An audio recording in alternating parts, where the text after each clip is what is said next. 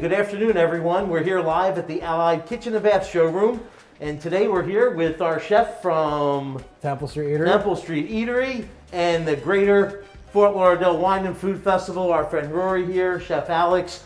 Thanks so much for being here, guys. I gotta say, during this pandemic, we are all trying to do our best to work together, and here in South Florida, Fort Lauderdale especially, we have such great partners. Ion South Florida is here with us today, and we're just here promoting the local restaurant. We love Temple Street Eatery, one of our favorite restaurants in Fort Lauderdale.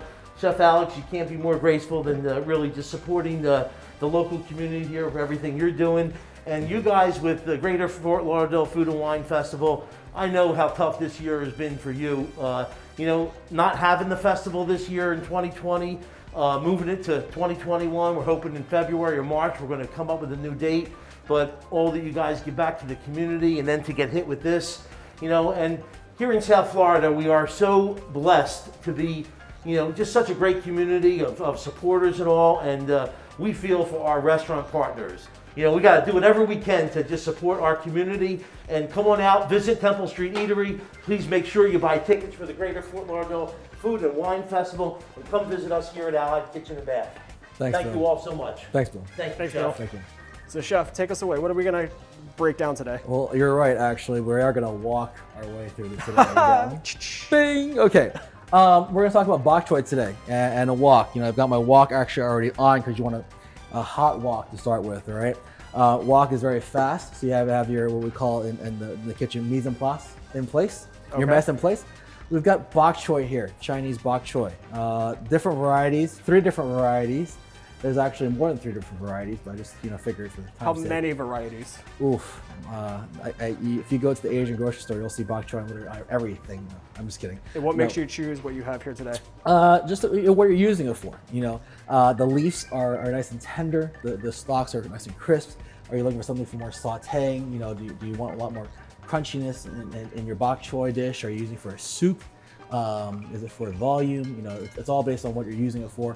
For us, this is the bok choy that you'll probably find in most supermarkets. If you go to an Asian grocery store, you might find your baby bok choy here, which is similar, but literally, as you can tell, the baby size of the bok choy. Just tiny. Just a little bit. Just 10 times the size. But then we're gonna actually move these aside because we're not gonna use these today. We're gonna talk about our Shanghai bok choy today. Okay, the Shanghai bok choy is all nice and green, nice and compact, great for sauteing, great for a one biter. You don't really need to break it down too much and use too much space. You can use it for soup and saute. So we're gonna saute today with it. So we're gonna start with our bok choy. As you can tell, actually, if you can tell, unless you have super glass close on vision, there's a lot of sand on bok choy, your Asian vegetables. So what we like to do is cut the bok choy, the stems off the bok choy.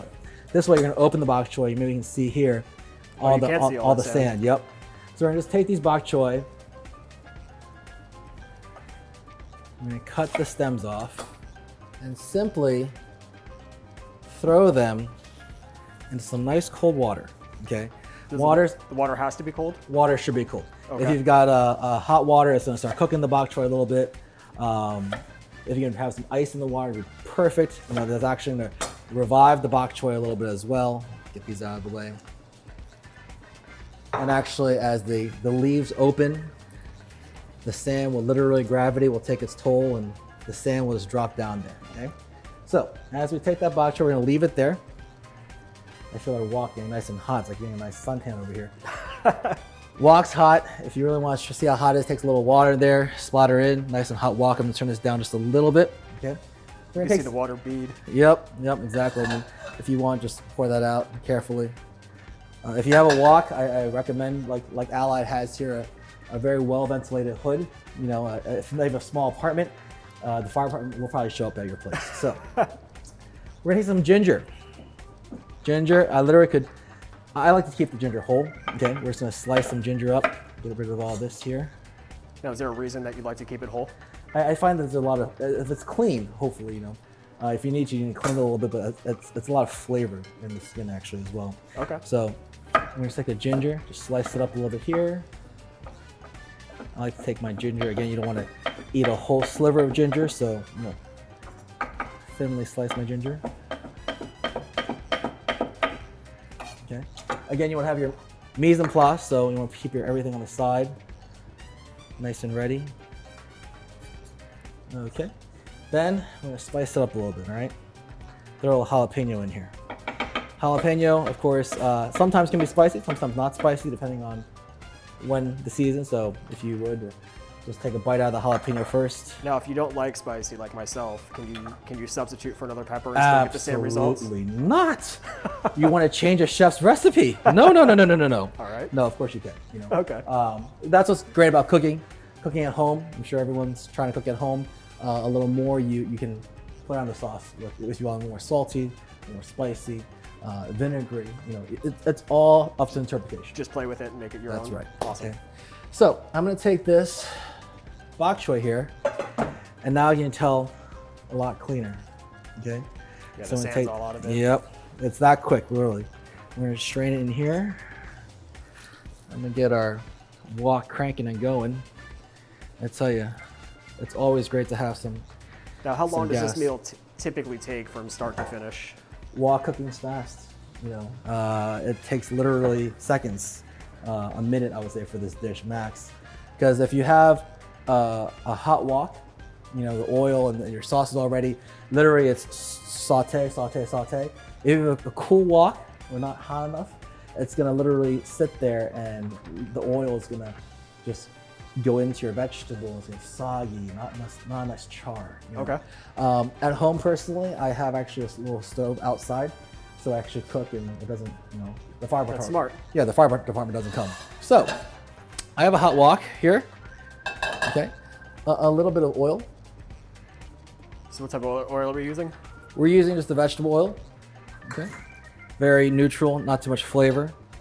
As you can tell, our vegetable oil takes a little time, but once you see smoke, we call that smoke point in the oil. That's when you know the oil's nice and hot and ready to go. Okay. Also, remember we said we wanted to make sure we have a hot pan. That way the pores are open, and as you pour the oil in, it doesn't get becomes non-stick. So you want to make sure you're starting with that hot pan. Start with a hot pan. If you Awesome. start with a cold pan, it's gonna come a sticky edge. I don't know if you can tell, there's that nice smoke coming up now. Yeah. So we're ready to rock, okay? So if you use butter has a low smoke point, so unfortunately it will burn fast. So here we're gonna put our, real quick, ginger. That sizzle. So you wanna hear that sizzle. You wanna hear the wok talk to you a little bit, okay? We have our scooper here. I'm gonna stir fry this around. Your oil is gonna be your vessel to move the flavor around, okay? Transport all that goodness. I take our bok choy right here. Hear that? And that steam. And let it sit for a little bit. Let it do its job. Let it char. Let it sear. That's what the wok is there for. You want to move it around a little bit. Make sure that the ginger and the jalapeno on the bottom doesn't burn. See, you got a nice char on the vegetables there. Absolutely. Now here's where your flavor comes in. We like to take our flavors and mix it all together. We're using our Temple Street Eatery's bulgogi sauce. Okay, it's a nice balance of, again, garlic, ginger, soy, sugar already in there. And this sauce is special to Temple Street Eatery? It is special Temple Street Eatery. You can only find it at Temple Street Eatery. Can I buy it? You definitely can buy it, no problem. And for right. you, we'll give you a discount too. Perfect. Before I put the sauce in there, we also like to throw a little bit of sake. Okay. Can I just drink that? That's what. Well, that's after. That's after. Yes. That's what chefs do. We a little bit for you, a lot more for me. A little bit for you, a lot more for me. Okay. It's smelling great. Thank you. I showered. No, I'm kidding. The bok choy, the ginger, the jalapeno, and the sake. Now comes a little bit of our Your special sauce. bulgogi sauce. If you say special sauce around here, you never know. Now, when you added that, it really changed the aroma in the room. Correct. So it's changing. The soy now is concentrating. The aromatics are concentrating as well now. As you can tell, the stalks are still nice and crispy, but the leaves have sauteed a little bit better.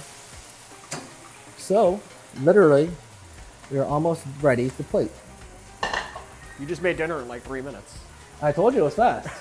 You know, I think the hardest part was putting everything in a bowl. you got to have everything ready. So I'm gonna take this bok choy. Just put in this bowl. This is a very special bowl to us.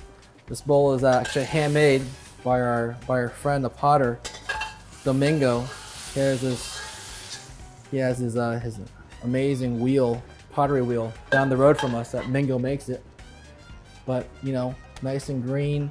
Of course, we're gonna garnish it a little bit here with a little bit of radish that we have. That just looks incredible. And voila, okay, nice and simple. Again, this is with sauteed Shanghai bok choy, but you could do this with almost any Chinese vegetable. Napa cabbage, Chinese broccoli, choy, something we call it. If you go to the Asian vegetable aisle, there's a plethora of greens. And the same process here, you soak the vegetable in a little bit of water, and then you just have it on your mise en place in place, and you just have fun with your wok. Oh, it looks great. The colors are vibrant. It smells amazing. I can't Thank wait you. to dig in. Yeah, come by Temple Street. This is on our menu as a side item, so. And you guys are located on Federal Highway in the Fresh Market Plaza? Is Yep, that the best way to describe it? Yeah, right behind PNC Bank, 4 blocks north of Broward. Awesome. All right. So, in the heart of downtown. Chef, we're about to make a watermelon salad. Is that right? We're making a watermelon salad. That's right. All right. So we figured that in summertime we need something refreshing, something cool, something nice and light. So what better way than what's that summer better than a watermelon? So we took a watermelon. We're making a watermelon salad. Not every salad needs leafy greens and everything. So here we are to demonstrate a watermelon salad. So we're gonna start with Your watermelon. the watermelon. Yes, thank you so much. People have a fear of cutting something that's not very flat. I know. I do. So here we are. We're gonna teach you how to really break something down that's really round. Okay. First and foremost, you need a sharp knife. Okay. What we're gonna do, you don't want to use too much force. With your knife. If you're cutting a lot, like we do in the kitchen, it's gonna be a long day. You're gonna be very tired. So a sharp blade goes a long way. You're literally gonna take the knife and slide it down, back and forth, rock it back and forth. So essentially, it looks like you're going to create a base. We are going to create a base, 2 bases. Okay, so both sides, again, same thing. Cutting that down, throwing that into our trash. And then we're going to go right into the middle with, again, using the knife. So originally we used the middle part of the knife. Now we use the tip of the knife to sort of drive right into the heart of the watermelon. And then as we roll the watermelon now, we're using the knife, the blade to cut it and come down to a perfect split. That smells amazing. So I know watermelon. This year the watermelon's amazing. Put that to the side here. Now we have a beautiful watermelon here, seedless watermelon. We're gonna take this. We're gonna just turn it to the side here. And we're just gonna start peeling the skin off, the rind off the watermelon. Again, keeping everything nice and clean. Your cutting board nice and clean. Just going around and literally peeling the skin off this beautiful watermelon salad here. And you're not taking too much of the actual watermelon away. No, we're not. You can do this same method with any melon. Cantaloupe, honeydew. If you're trying to make a fruit platter for the summer times, if you have people coming over and everything, it's a nice easy way to make a fruit platter. So from here, you gotta get a little creative. You think about your square watermelon pieces. So again, you are gonna cut these off, but we're not gonna throw these away. These will actually save and make juices, So you essentially want to try to make it where you can use the whole watermelon. Use the entire watermelon, that's right. Have less waste. That's right, use everything you can. So we're gonna keep this over here for now, with the watermelon. Okay. Now, do I need to be concerned about the seeds inside the watermelon? Nope. I think that if you have the seeds, I've eaten plenty of seeds in my life, and I don't have a watermelon plant growing out of me yet. If I did, I'd probably be making some money off of that. So, but again, we're cutting the watermelon to nice in cubes here. Okay. I like how you use the knife to kind of keep it together. That's right. That's why you have to use your knife to really help you to navigate your cutting board, so you should keep everything nice and clean. I'm only going to use about a quarter of that watermelon. So I'm going to take this watermelon, save it for later. Take our nice cubed watermelon here. Throw it into our bowl. All right. Keep it clean. Keep the cutting board clean. Wipe everything down. So Clean as you go. clean as you go. Makes it nice, a little easier, Cubed watermelon. Here we have our Temple Street Eatery watermelon salad dressing. Hold on. Now you have another sauce? Another... We have Temple Street Eatery. We have people go, oh, I want some sauce, and we're going, help us out. We have about 15 to 20 sauces That you we guys make. all make in-house? We all make in-house. Okay. You know? So you really define what kind of sauce is it. This is our watermelon dressing sauce. Watermelon dressing sauce. Yes. Simple enough. Okay. It is a little spicy, I will say. Okay. There has a little sambal in there. I'm catching a hint with what we're making today. Let's just spice things up a little bit, you know. We're taking chopsticks here or a spoon or anything you like. You just let it. You know, we're marinating, almost like letting the salad dressing get into the actual watermelon there. Okay, we'll leave that to the side. And how long do you typically let that happen? A few minutes is good enough. Okay. You know, really. We can pop it in the fridge as we're working through other things. So again, that salad looks very watermelony and very plain. So to spruce it up a little bit, okay, we're gonna take our red onion. Again, onion is one of those non-flat vegetables, you know. So we're gonna same thing. Work on your base again. Work on the base. There's 2 bases. Get those out of the way. Okay. These you can now save. it's not going to roll on you. That's right. That you can save for stock. You can throw into a compost. You know, just don't throw that away. Okay. From here, we're going to break this down into half. Another half piece here. Okay. And then from here, people always go, oh, you know, what do we do here? Well, I take the back of my knife and I start peeling the skin off just a little bit. That came off really easy. Yep. And then you just peel this first layer of skin right off. Okay, and voila, there you go. There's your onion. Okay. Awesome. Are you crying yet? Almost. I'm gonna make you probably cry here. Let's do it. You want to have people. I've heard of different people put goggles on. People chew on a bark. There's really no guarantee 100% way. Just a well ventilated area. I'm a man with feelings. I can cry. Okay, there you go. There you go. Ready? We're gonna make you tear here. So I'm gonna take my knife and literally gently, again, take the knife, rocking back and forth. I'm cutting all the way down. And I'm cutting these thin slivers of onion. Now, if you're a person that likes onion but thinks onion is a little strong, you could run this through water to get some of that strong odor of onion aroma out. So rinsing it first can help lessen the taste? Correct, lessen the taste, but keep the crunch in there, okay? Because this onion is in there, gonna be in there for crunch and for the color, okay? Me personally, I love onion, you know? When I get home to my girlfriend, she doesn't really like it when I have onion, but you know, I love onion, so. It's okay. We're gonna take some mint here. Okay, some mint, any kind of herbs you want. I encourage herbs in salads. It's a great mix. Cilantro, basil. You know, it's not only for a cocktail, but again with the mint, I'm gonna take a sharp knife and run my sharp knife right through it. Okay. Yeah, with your mints, I'm in the mood for a mojito. I know. I wish. You know, that'll be our next series. We'll make drinks and everything. Now, as you're doing that, I got to thank Sunshine Provisions for helping us procure some of these fine ingredients that you're using today. That's right. I mean, we appreciate the community coming together and helping us out with all this. So again, I think our mise en place is in place, our mess is in place. So we're gonna literally take our watermelon that's been marinating here. In your special watermelon dressing. Special watermelon dressing available at Temple Street Eatery. You know, not to plug the restaurant, but I have sort of a affiliation with them. I think they sign my paycheck, you know.